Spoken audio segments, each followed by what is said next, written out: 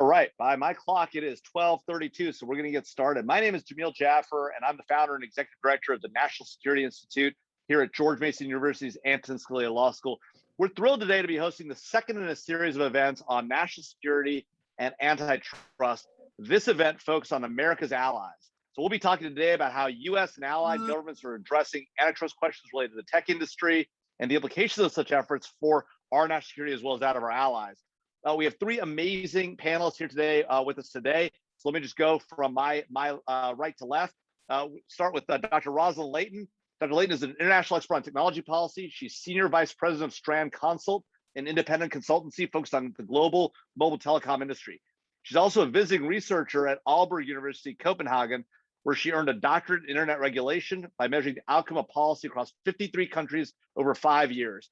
She served on the presidential transition team for the Federal Communications Commission, and her work supported the FCC's defense for restoring Internet Freedom Order in Mozilla versus FCC. She's testified before the Senate Judiciary Committee on GDPR, the T-Mobile Sprint merger, and competition in the mobile industry, and the House Judiciary Committee on data and privacy.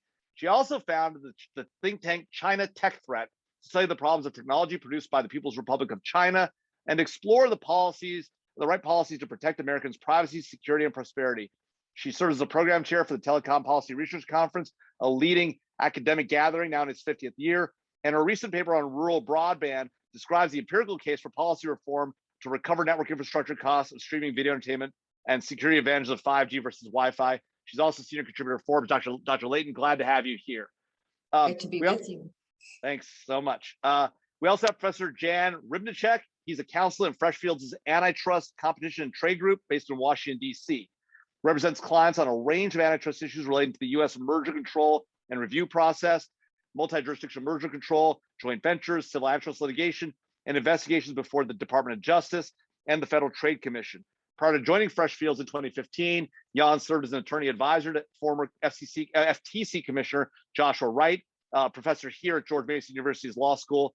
He's published several articles on antitrust law and policy and was awarded several awards for his work, including the 2019 Antitrust Writing Award, a joint initiative between Concurrences Review and GW's Law School, and was also awarded the 2017 Antitrust Writing Award for Best Academic Article. He's an adjunct professor and senior fellow here at the Law School in the Global Antitrust Institute. He teaches courses in antitrust law and economics. He's also an active member of the ABA's antitrust section and an editor for Antitrust Law Journal. So Jan, thank you for being here with us today also.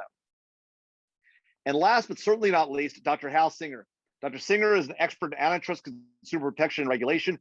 He's researched, published, and testified on competition-related issues in a wide variety of industries, including media, pharmaceuticals, sports, and finance. He has extensive experience providing expert advice, economic and policy advice to regulatory agencies in the US and Canada, as well as before congressional committees. Dr. Singer is also senior fellow at GW's Institute of Public Policy and an adjunct professor at Georgetown University's McDonough School of Business, where he teaches advanced pricing to MBA candidates. In 2018, the American Antitrust Institute honored Dr. Singer with an Antitrust Enforcement Award for his award in the Lyda-Durham antitrust litigation. So thanks to you, Dr. Singer, Dr. Layton, and Jan for being here with us today. Let's just jump right in. So we're not going to do the usual introductory statements. We're going to jump right into questions. And I'll start with you, Jan. Talk to us about, we've increasingly seen, antitrust debates playing out here in the United States, right? Particularly on large technology companies, right? There's been a lot of talk about the need to rein in big tech. Antitrust has been one tool that the U.S. government, Congress in particular, has been talking about as a way of doing that. What's going on in Europe with our allies? How does that relate to what's happening in the U.S.? Talk to us about how this is all playing out in general terms. That's a big question. I guess we could take the entire hour just to talk about that. Maybe we will. It's great to be here, and thanks to NSI for hosting this. I think it's an important event, and it's always great to be with Hal and Roslyn, and I'm really interested to hear what they have to say. Very insightful views, I'm sure. Well, I think I'll say something that's uncontroversial to start, which is we are in an incredible time of human progress, growth, technological growth, innovation, job creation as a result of all that. But that hasn't happened kind of uniformly around the world. The United States is kind of undisputably the center of that innovative growth. It is by far the leader. And there are a number of reasons. The reasons for that are complex, but it is pretty clear that the U.S. is far ahead of Europe, and there is a European innovation deficit, if you will. And the reasons for that are complex, as I said. I'm sure it relates to the university programs and to government funding and to immigration policy, but also to regulatory policy. That is part of it as well. And that is mostly what we're here, I think, to talk about.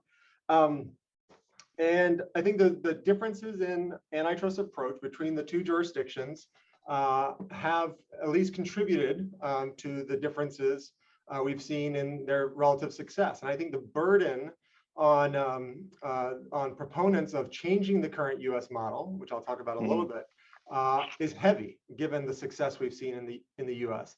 And calls for changing the U.S. antitrust laws so they resemble Europe more and more need to be substantiated by some pretty significant evidence to see that. I mean, you've seen the U.S. is by far the companies in the U.S. are contributing most to R&D in the world. The U.S. has grown in GDP faster than Europe. We have more unicorn companies, so to speak, so the future innovators in the world. Venture capital is much stronger here in the U.S. and investment in startups. And I think the regulatory framework that we have here in the U.S., a focus on consumer welfare, is at least something that helps facilitate that.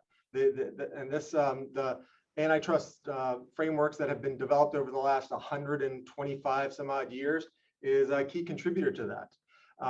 And I think the one thing I will want to focus on in particular as we get into the conversation is, I think a huge contributing factor to the differences is the focus on the judiciary in the U.S. and the inability to give regulators as much discretion. And in Europe, there's a tremendous amount of discretion in the European Commission and within the Directorate General for Competition that enforces their antitrust laws, and the ability to go after U.S. companies, not for, I don't think for kind of protectionist reasons, because what are they protecting? To be a little provocative, what are they protecting? It's not their tech industry, because frankly, there isn't a very robust tech industry in Europe. But they do have quite a bit of discretion, whereas here in the U.S.,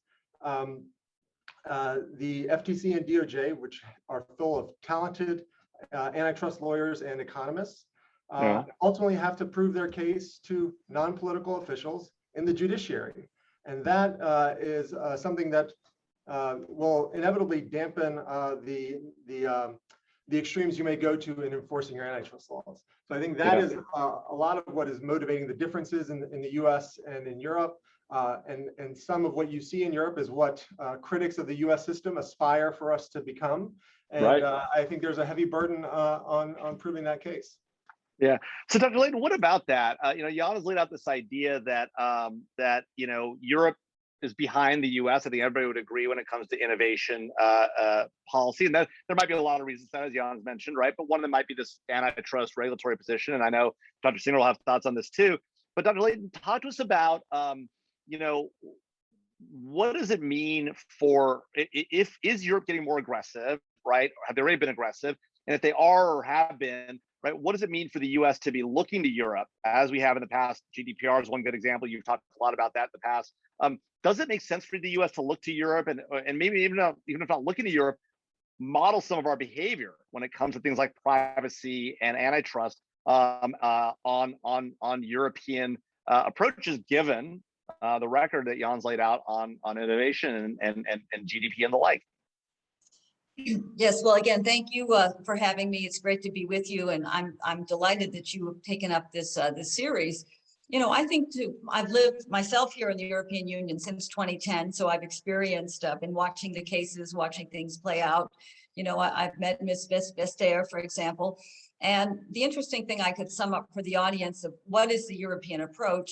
So you could say there's two things. First of all, it's kind of like, well, if we can't compete, let's regulate.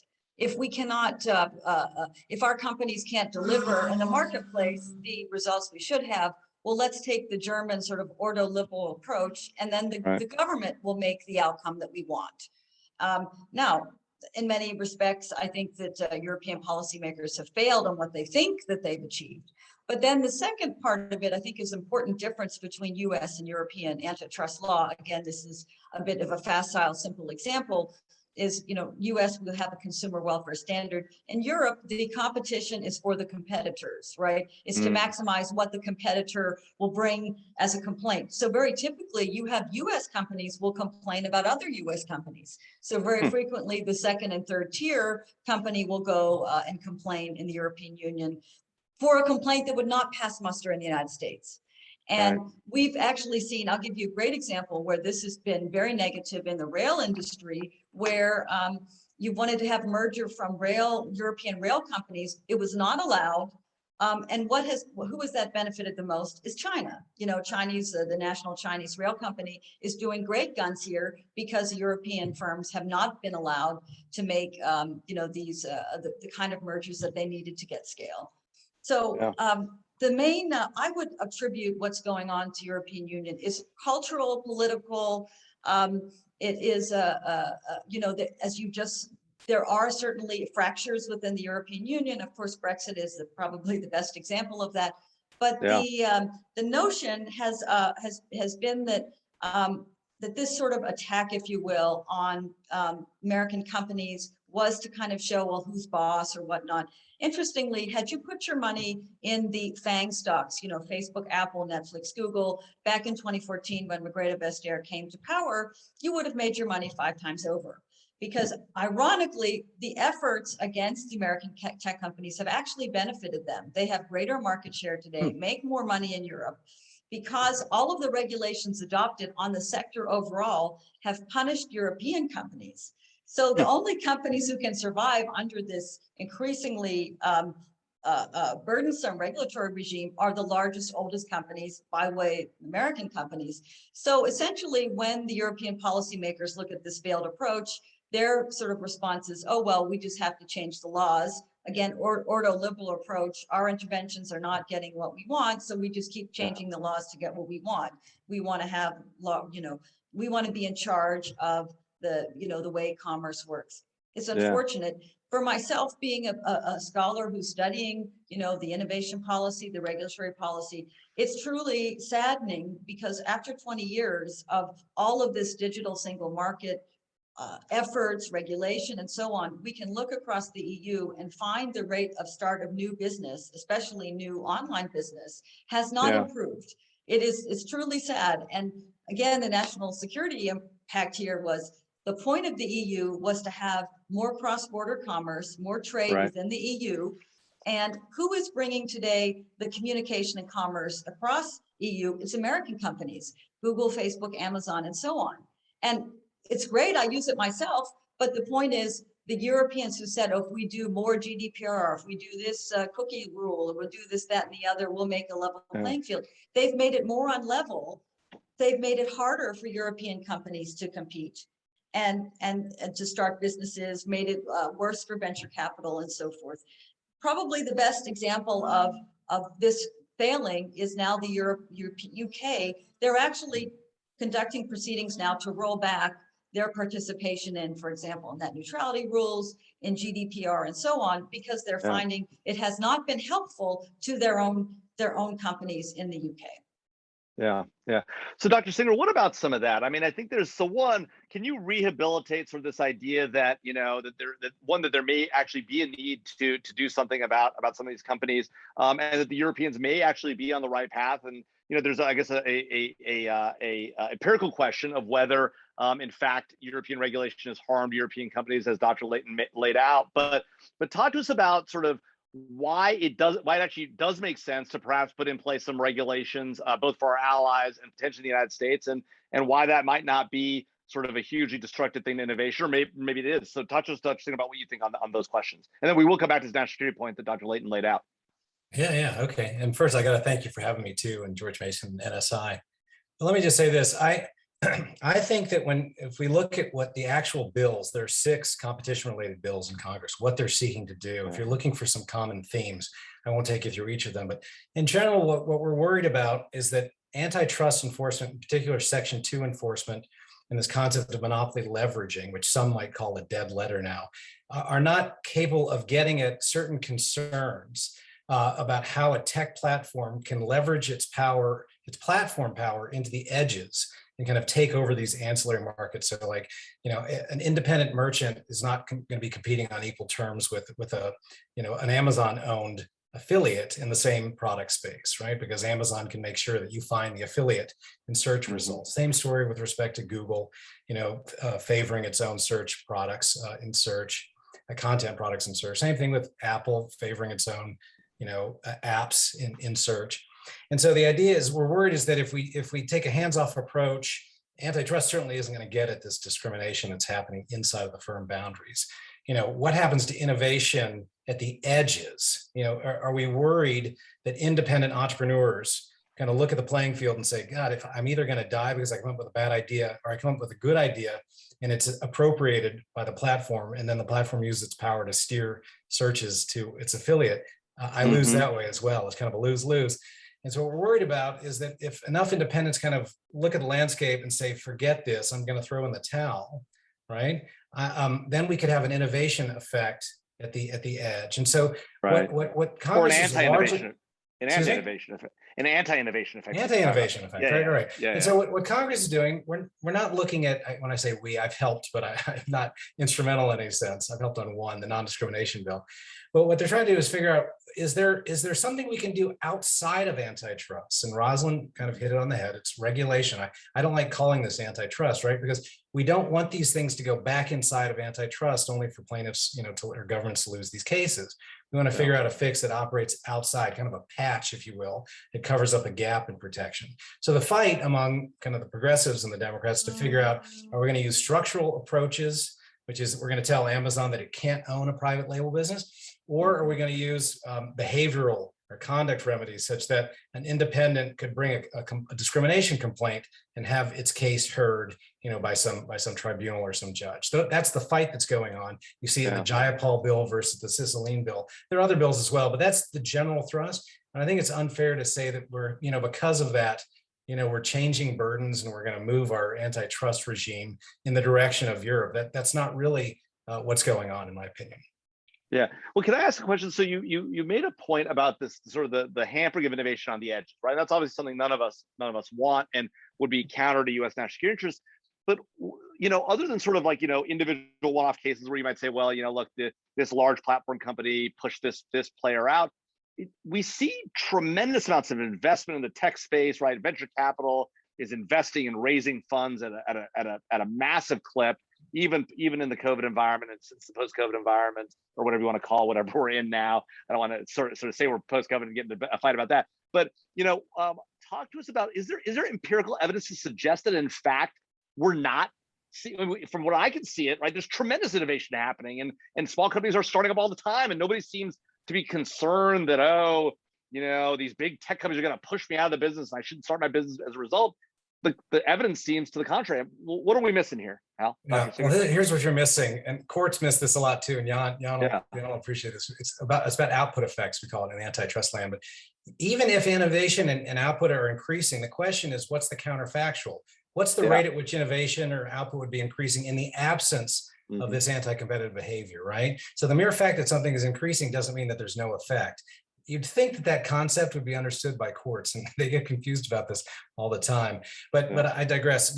I'll point you to a few papers. One is by a fellow named Zhu, Z-H-U, and he looks at what happens to merchants after Amazon invades their space, on the Amazon platform. And he finds that they have a greater propensity just to leave the ecosystem than non-invaded merchants, right? And so the idea there is that what we should be worried about is that if enough merchants are kind of watching this appropriation of ideas and say, if I'm too successful on Amazon's platform, my idea is going to be taken away from me, right? That's the concern that we have, that they're going to stop investing in future periods. And the idea that you'd ever be able to go in and prove this innovation effect in a court under antitrust standards would be insane, right?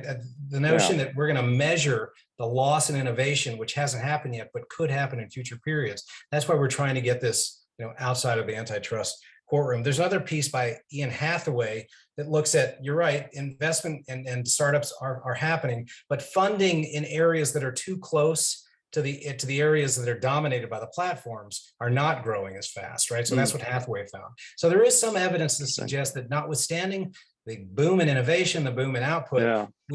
we still do worry about innovation effects that come from this kind of unbridled ability to leverage their platform power into the edges. Yeah. Well, Jan, your name was taken sort of maybe not in vain, but pointed out here. And I know you've done some studies also in this space about the question of innovation in Europe and the U.S.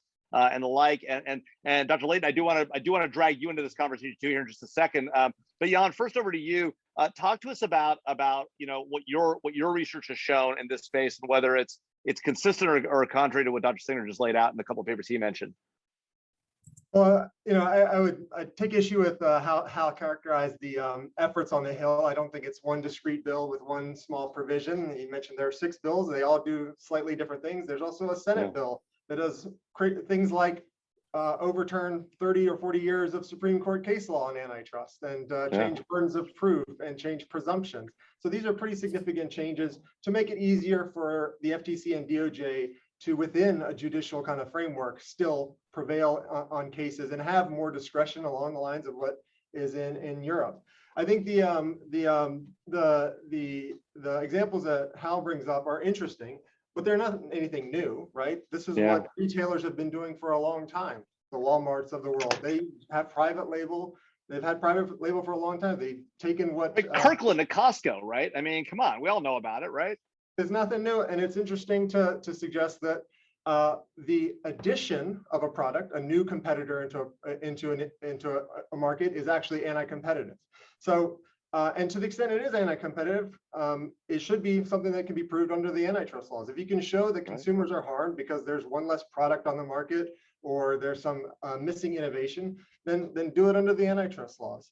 And I think what's really important is and this really tees up the differences between the US and Europe, is, the US approach has this risk aversion, this concern about false positives, right? And what is the cost of imposing these new rules and these new sanctions and allowing agencies to enforce against this conduct, when you can't be sure or even reasonably positive that there's actually harm to anybody. So adding this new regulatory scheme, a bit of central planning, if you will, it does have some costs, and it's not clear that there's any benefits.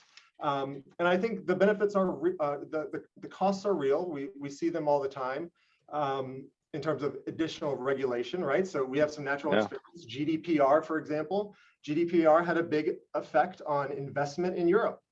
You see the decline in venture capital investing as a result of GDPR because it increases the burden and the cost of exit, right? So you're going to reduce the ability or the incentive for folks to invest. That's putting aside the good points that Roslyn made about how it makes it harder for the smaller companies to succeed. But it is the case, and there are studies out there showing that in markets or in jurisdictions in which there is less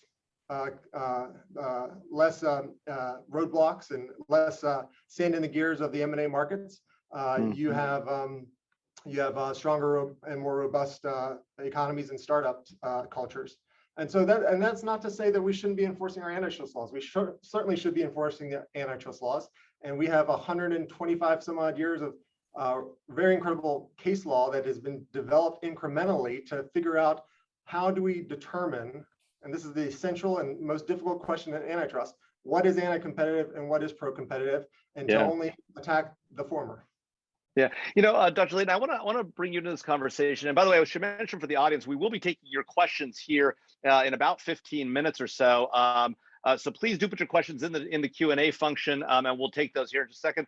But Dr. Layton, one of the issues that's in play here, right, is the Europeans have been in this space for a long time. They've been managing sort of the competition in a different way than the U.S. has, as Jan points out.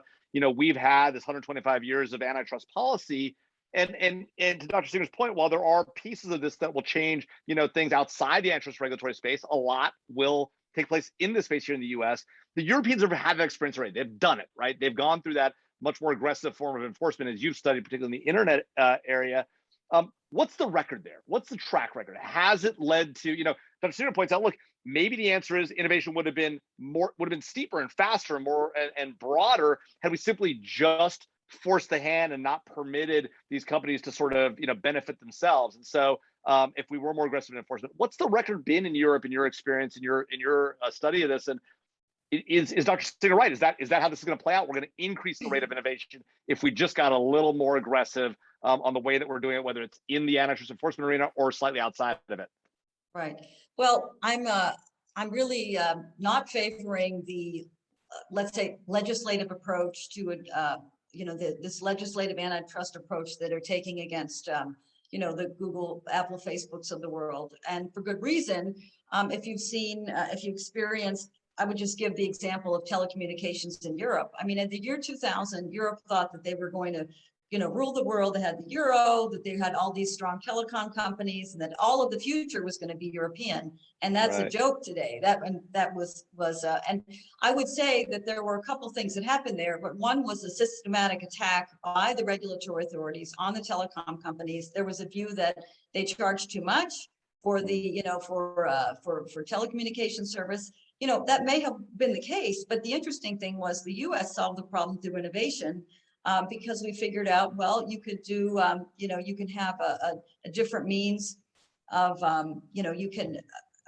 you'll disrupt it through things like Skype, right? Or you'll disrupt it, which was actually European, invented here in Copenhagen, but you'll disrupt it through, you'll have online, you'll have messaging like WhatsApp and so on. Mm-hmm. So you can use innovation to solve the problem rather than the antitrust approach. Now, the interesting thing that the Europeans didn't count on when they went to do these sort of policies, which were purposely to try to lower the prices, rather than think about what other ways that you could find alternatives for communication, was that there was a very important ecosystem between the telecom companies, the phone manufacturers, the Ericssons and Nokia of the old days.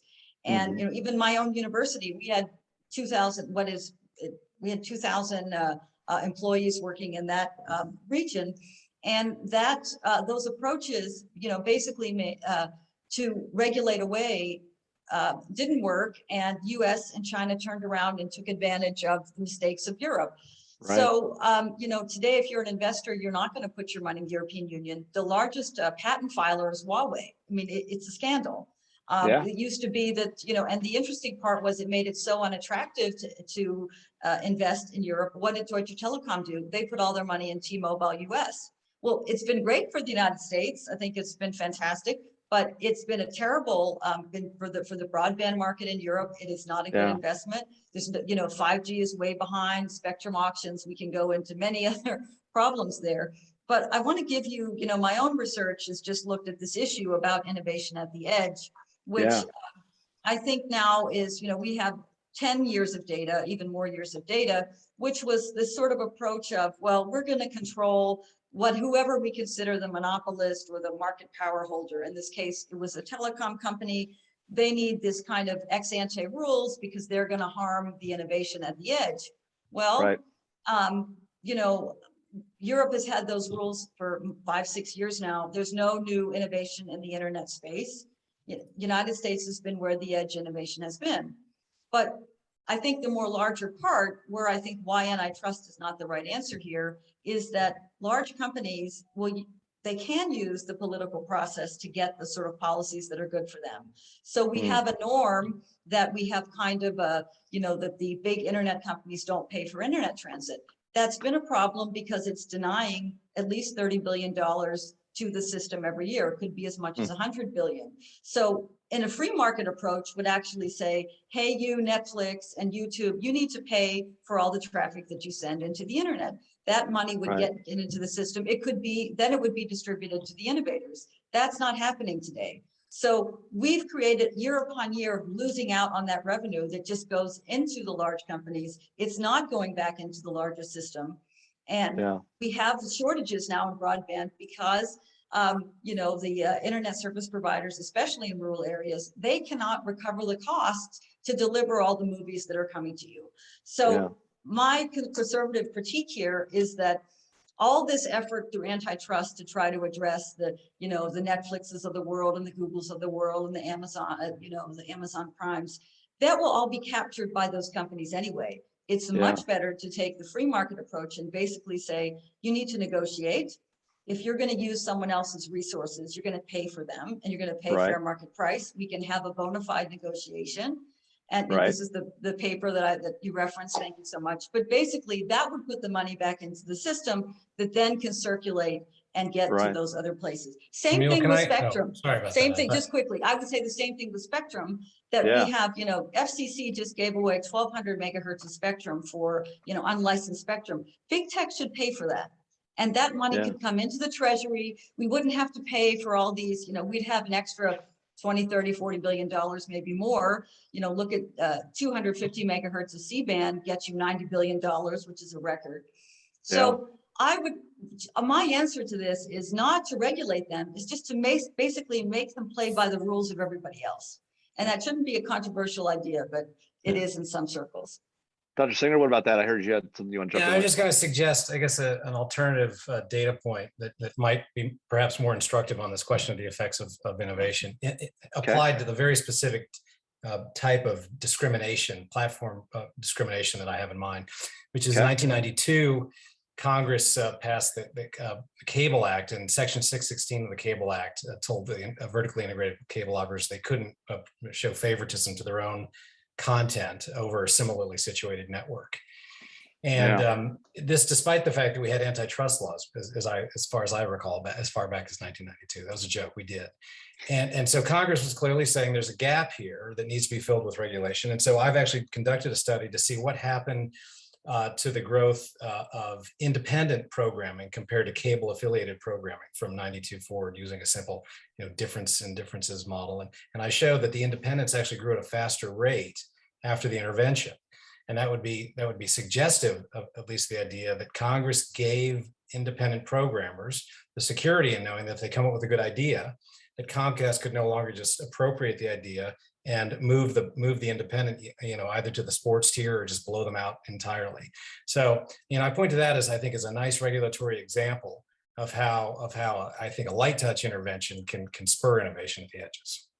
Well, but let's talk about that, because that's a really interesting one to pick, because if you look at the content market now, for television or whatever, broadcast or streaming content, nobody cares about the content we deliver on the cable platforms, right? I mean, here Congress intervenes, creates this new capability, and turns out all the innovation happens over here with Netflix and Hulu and all these other providers in a place where Congress didn't even get involved, right? A place where actually not touching it, leaving it alone, allowed the development of this capability. Isn't that really the story of content? They meddle over here. There's some little marginal potential benefit. There's debate about how much benefit, but the real massive benefit took place in the place where Congress didn't do anything. They just let the market play out, and that's how we get Netflix, Hulu, Amazon Prime, you name it.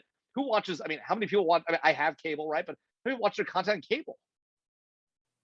Well, look at the Emmys. They're all being, all the Emmys are going to, the upstarts of the world. This is such an interesting time because we've been through COVID, where the ISPs have had every opportunity to attack the content provider. They could have blocked the content. They could have slowed it. They could have done everything else, and they haven't. So all of these sort of, we've had these models predicated on the big bad monopolist would do something, and it hasn't happened. So it's really time for the people who put forth those models to take stock of that point of view and, assess it, because all the regulators were at home. They couldn't even get to the office, right? So we've had almost 2 years now. And if anything, people have more internet content today. It has been an absolute boom for, the Netflixes of the world, all over the world. I mean, there are some more issues at play there, but from the point of view, it has not been, the best thing in the world for Netflix has been Comcast. There's no doubt about it. It would not have existed if they haven't been able to, send their content that way. In my opinion, they get by for free, and they should pay for it. But I guess they use the money they save to make content. So, Jan, I want to bring you in, but I do want Dr. Singer a chance to respond to that. And I do want to ask all of you. Yeah, I do want to ask all of you. A lot of this takes place in the larger context, right? Of this larger competition with China, right? I mean, they are the big behemoth on the horizon, or maybe it's not on the horizon. They're here, and we've heard Dr. Layton lay it out in the telecom context, with the context of Huawei, right? Do we worry that by going after sort of the most productive sector of the American economy, right? The technology innovation part of the economy, and the biggest players who have generated a lot of this innovation, right?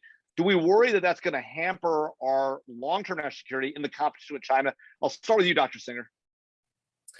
All right. Well, I take it you want to move away from that last point, which is fine. Well, no, respond to that first. No, please come in on that one and then go back to my question. I can get in and get out very quick. My point is that I will concede that if you flash forward 30 years after a regulation, the regulation may no longer be as needed. And so, yes, by 2020, we have different venues and platforms for getting programming. But in 1992, when that came about, you really couldn't point to Netflix as an alternative outlet.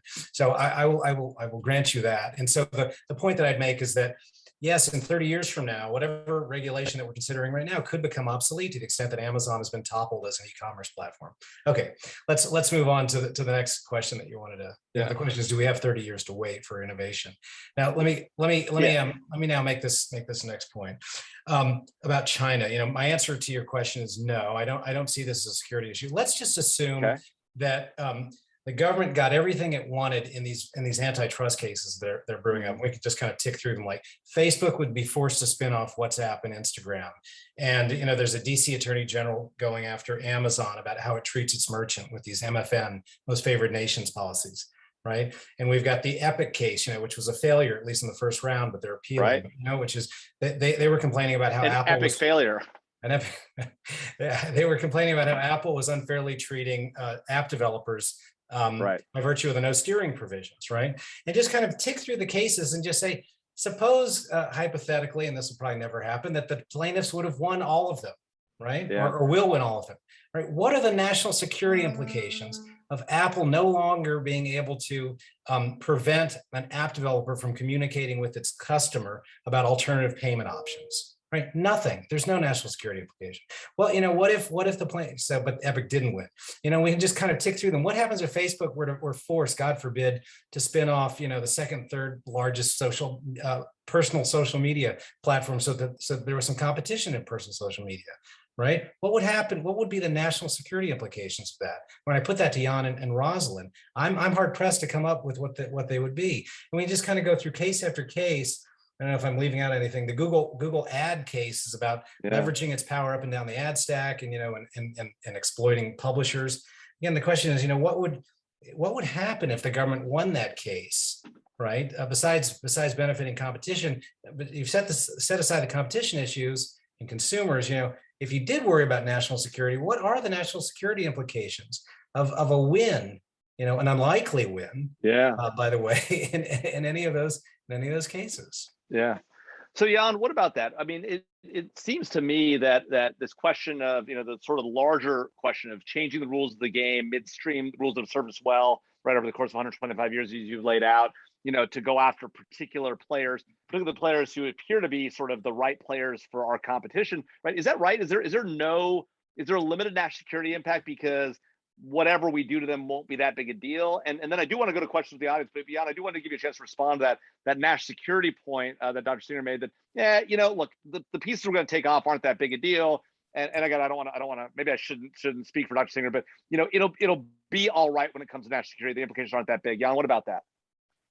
I mean, I think we don't typically think of national security implications when we do antitrust analysis. To be honest, we think about consumers, right? We have a consumer welfare standard, and we don't typically think about national security. It did pop up in the Qualcomm case, as some may recall, where the DOJ went against their sister agency at the FTC and filed a brief suggesting that the injunction against Qualcomm would have national security implications and would allow China to surpass it in 5G and telecommunications. The Ninth Circuit didn't really buy that. At least not eventually. They did on a temporary stay of the injunction, I think, but eventually they didn't really buy it, and they focused on the antitrust merits and on the consumer. Well, it's what they're most comfortable with, right? They're comfortable in that space, right? They don't want to get into national security, or courts aren't good at that, right? That's right, and that's kind of where the law is too. So that's always a good place to be. In terms of kind of national security implications of all the things we're talking about, and I'm not going to talk about any specific cases, but my point is more in general about the innovation ecosystem and what you do to that. That certainly is a national security implication, right? Right. We don't have Europe as an adversary in the tech race, right? We have China as an adversary in the tech race, and we have 50% of the unicorn companies out there right now. They have 25%. So right, the battle for the next innovative company is between us and China, and whatever we do, whether it's through litigated cases or enforcement efforts or new legislation, has follow-on effects in terms of how the economy develops and what investors are willing to do, and whether innovators are willing to come to the United States versus somewhere else. So I do think that there are implications kind of on the macro level. Yeah. Dr. Layton, I'll give you the last word on this, then I will go to questions to the audience. So Dr. Layton, any last thoughts for us on this point? To me, it's really staggering. I mean, if we go back to, when our, great American platforms were started, they were systematically blocked from China. So, to me, this whole discussion is, if you actually want to look at the competition, there was no authority that could say, well, China, unblock your markets. So I don't know what China would be like today if there was had been competition for the platforms themselves, if they hadn't been, government created, and what would it have been? Not just that, media companies, news companies, every kind of, the whole long tail of American companies that do not get to do business in China today. Yeah. Now, with that whole sector, trillions of dollars was totally written off. So when I think about antitrust, it's maybe in this global sense, if there was some kind of theoretical global market, it never had been competitive from that perspective.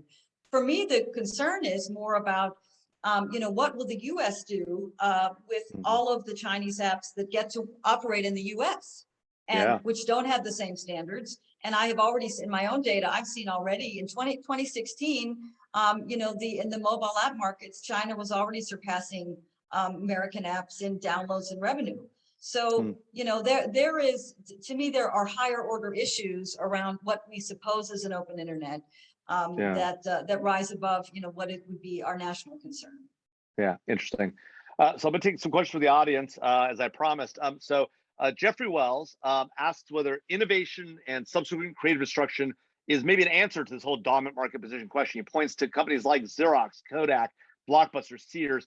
Tons of firms that were once considered dominant in their markets are pretty much gone because competition took place through innovation and creative destruction without antitrust action. Dr. Singer, I'll direct that at you. Why isn't that just the answer, right? We've seen dominant players. You haven't required antitrust laws to take them down. Why do we need to change the antitrust laws now to fix this problem? Won't just sort of innovation, creative destruction under our current laws solve that problem for us? Yeah, because I think we've been monitoring, the same dominant platforms for so long now that if there was some hint that they were about to be toppled or series entry was occurring in a way that would undermine them, or that if they were going to invade each other's fiefdoms, that's a favorite line of The Economist magazine. I don't know why I still subscribe. Every week they say there's about to be a breakout of competition among the platforms invading each other's spaces. But so I just feel like after a while that argument starts to lose its plausibility, and in the long run we're all dead, and so we want to see some shakeup, and I guess it's just like, how long can you tolerate this enduring monopoly? Is 2 decades enough? Do we need to go 3 decades? How long do you want to go before you think it's about to be toppled? Interesting. Jan, any thoughts on that? I think it's I would just make the general point, which is that is kind of the principle on which U.S. antitrust law is based on. It is this hands-off approach, but still enforcing the law where appropriate. But the idea that markets will shake out and competition will shake out, and it was the FTC, I think, that blocked the Blockbuster merger with the Blockbuster then shuttering, I don't know, 3 or 4 years later. So sometimes the hands-off approach allows things to right itself. Yeah. Dr. Layton, any last thoughts on that one? Well, just again here, my conservative critique here is that whenever the government gets involved, we can kind of get the opposite result. So I think any effort to sort of regulate or break up large companies will be captured by the companies themselves to their benefit. All I ask here is that they pay for the resources they use. If they use someone else's property, trademarks, royalties, whatever, they should pay for it. For internet transit, they should pay for the public resources like the spectrum. That will immediately get money in the system, and the money into the treasury, money into the economy. that is much better than a 10-year protracted battle of fighting over, this court case and who has the authority in which law. So I would like, I would like it to be a free market today, just make them pay for what they use. Yeah, Dr. Layton, I've got a question for you and Jan. Anne Vroom points out that, at least in her view, the whole kickoff for the fantastic wave of internet innovation we've seen was the AT&T antitrust case, right, which broke up that monopolistic behemoth in part created by the government. And at that time, we heard about the sky falling and the like, and it didn't happen. And in fact, we've seen innovation. And so, what about that point? Is that right? Did internet innovation let's remember what the AT&T was. This was a government-created collusion between, a company and the Federal Communications Commission. This was not a private company in the sense that we understand Google, Facebook, Apple, Amazon, right? This was a government collusion that the FCC itself was setting the price too high. They would not allow you couldn't bring your own phone. They wouldn't allow, so you were actually fixing the government failure. It was not the market failure. It was the government failure that was fixing. Yeah. Interesting. There are all these internal conflicts, you remember, inside of AT&T where they were slowing down the innovations that they thought would be threatening their current monopolies. Right. And so, when they spun off the equipment division, that created a whole new source of incentives to unleash innovation on the world. So, yeah, I agree with the question. It's absolutely right. I do think that breakup was probably a good thing on net. Now, I'm not part of the breakup camp, and I don't really see breakup.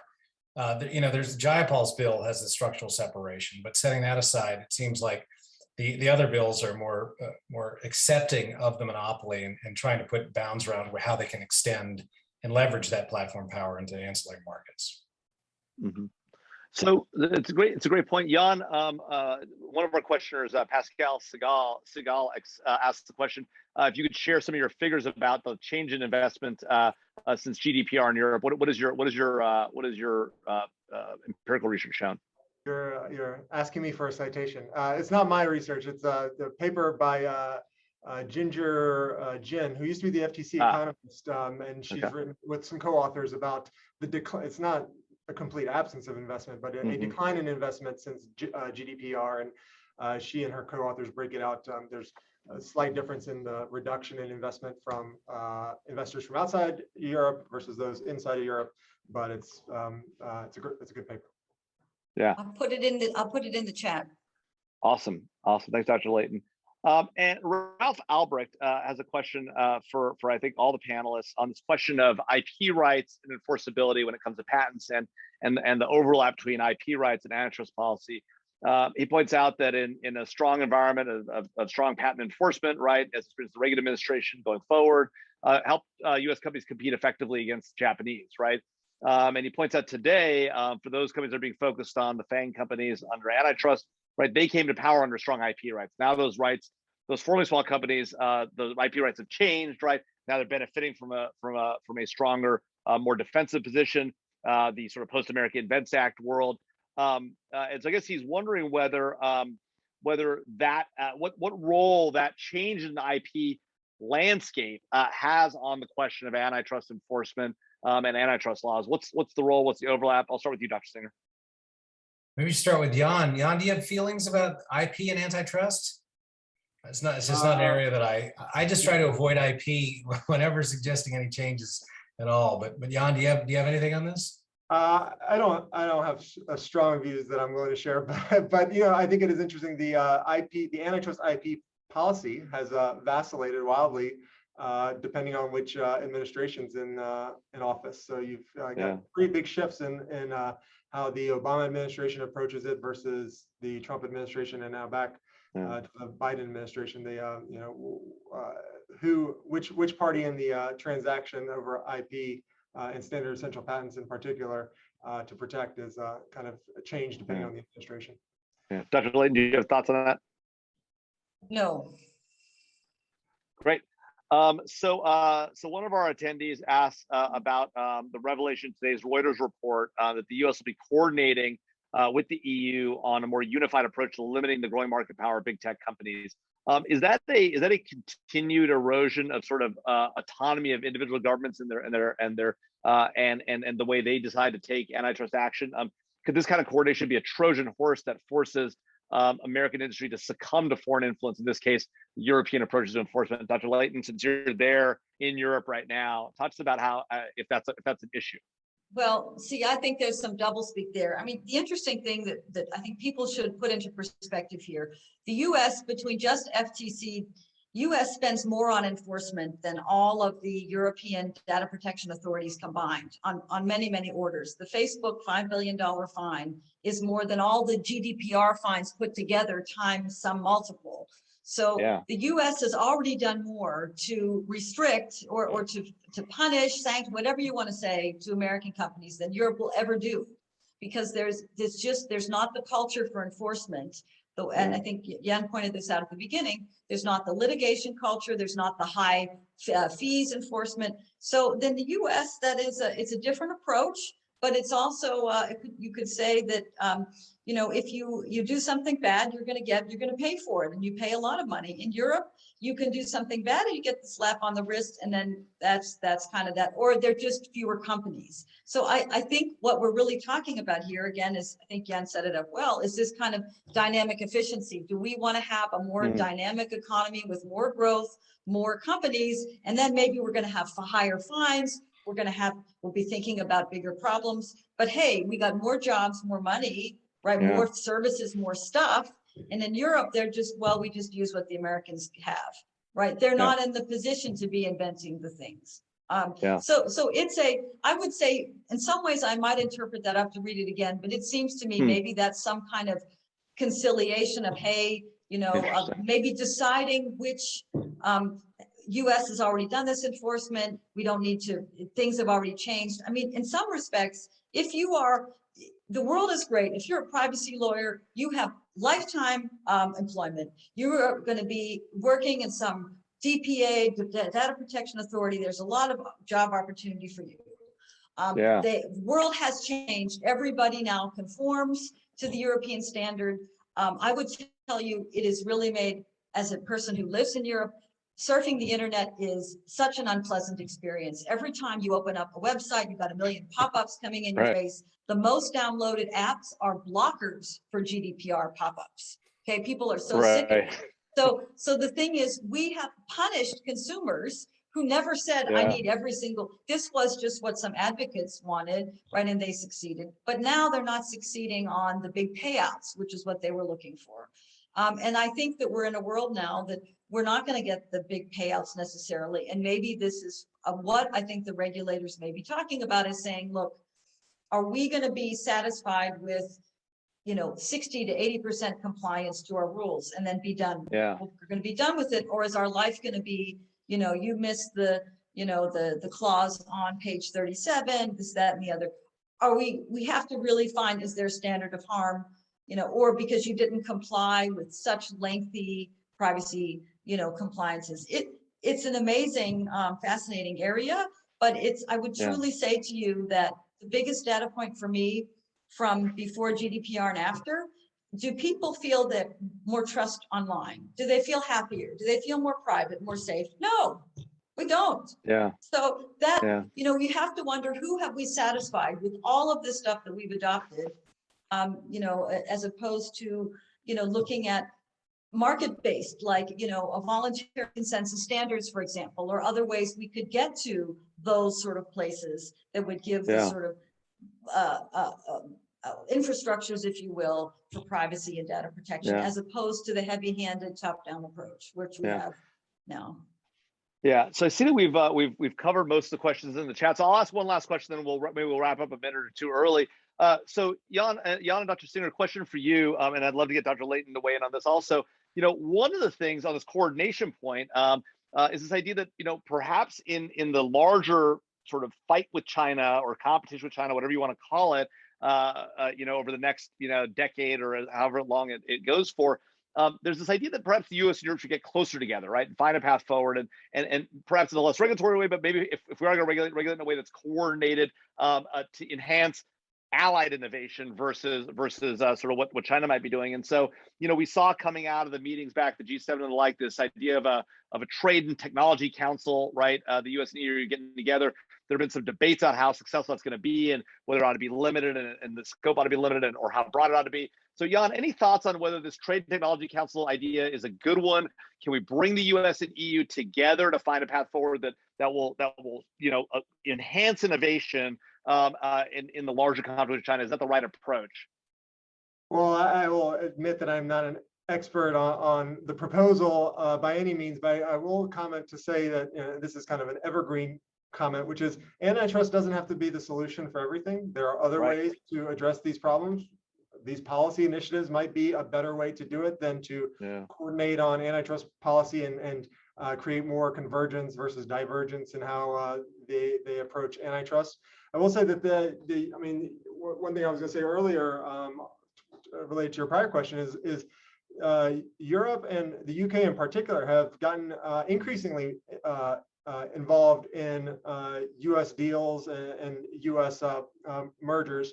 And you could look at it, for example, Sabre Fair Logics was a deal that the UK blocked. They're investigating Illumina Grail over there in Europe, and Facebook Giphy. I don't know the merits of any of these, and I'm not going to armchair quarterback because that happens too much in antitrust.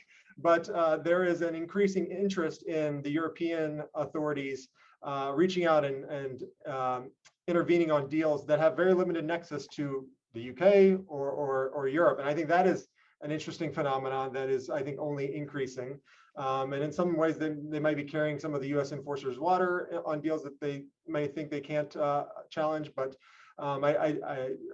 returning to your original question, I don't think antitrust has to be the solution to every trade policy issue or any trade policy issue necessarily, and that there are alternative ways. Yeah, Dr. Singer? I don't think that we need to coordinate with Europe. I feel like solving these things are difficult enough as it is. Like bring in another player here just would cause my head to explode. And, if we're trying to get, like a non-discrimination regime up and running off the ground. I don't really could care less what's going on in Europe as to how they're policing, episodes of discrimination. If they want to use a structural approach, if they want to use the non-discrimination approach, that's fine. I think it makes sense to kind of monitor each other's regulations, kind of see who's winning in the sense that, has one proved to be an epic failure or better in some dimension. Maybe we could divine lessons from them. But I don't see why we need to coordinate in the rollout of our two approaches. I mean, we could go through each of these. We're coming up with our own bill to protect newspapers and their dealings with the platforms. Europe and Australia have done their own. We didn't all hold hands together and try to figure it out, and we're going to have different regimes. Some regimes are going to work, some won't. There'll be lessons learned, but I could see like an environmental regulation, we all want to kind of hold hands together because if I'm going to reduce my carbon and you're going to reduce it, we can get to a different place, a happier place. But I don't see kind of the spillovers that kind of would play out, in the tech regulation space that require coordination. Gotcha. Well, this has been a great conversation. Thank you, Dr. Layton, Dr. Singer, Jan, for being here with us today. Great conversation about this. These issues will continue forward. The competition with China is not going away. The US and EU continue to debate these issues internally and across borders to see with this TTC effort.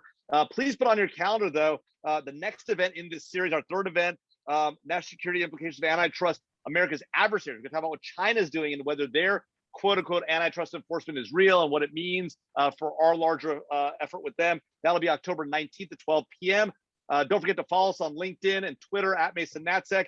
Check out our podcast, Fault Lines, Iron Butterfly, and SI Live. Thanks again, Dr. Layton, Dr. Singer, Jan. Great conversation. Have a great afternoon, everybody. See you, everyone. Bye-bye.